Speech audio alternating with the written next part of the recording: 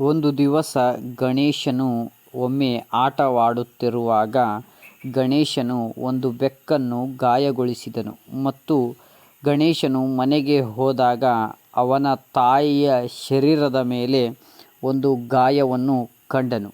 ಅಮ್ಮ, ಈ ಗಾಯವು ಹೇಗೆ ಆಯಿತು ಮತ್ತು ಇದಕ್ಕೆ ಕಾರಣ ಯಾರು ಎಂದು ಪಾರ್ವತಿ ದೇವಿಯನ್ನು ಕೇಳಿದನು.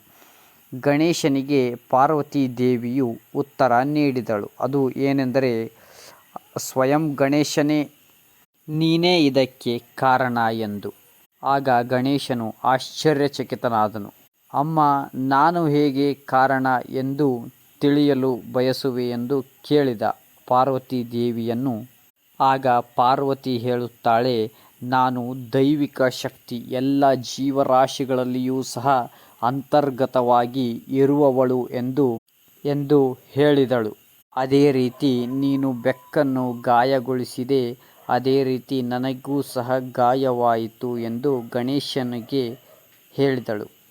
ಆಗ ಗಣೇಶನಿಗೆ ಸ್ತ್ರೀಯರೆಲ್ಲ ಅವನ ತಾಯಿಯ ಯಥಾರ್ಥವಾದ ಪ್ರತಿರೂಪ ಎಂದು ಜ್ಞಾನೋದಯ ಆಯಿತು. ಆತ ಗಣೇಶನು ಅಂದು ನಿಶ್ಚಯಿಸಿದ, ಮದುವೆಯಾಗುವುದಿಲ್ಲವೆಂದು. ಹೀಗೆ ಗಣಪತಿಯು ಆಜನ್ಮ ನೈಷ್ಠಿಕ ಬ್ರಹ್ಮಚಾರಿಯಾಗಿ ಬ್ರಹ್ಮಚರ್ಯದ ಕಟ್ಟುನಿಟ್ಟಿನ ಪಾಲನೆಯನ್ನು ಮಾಡುತ್ತಿದ್ದನು.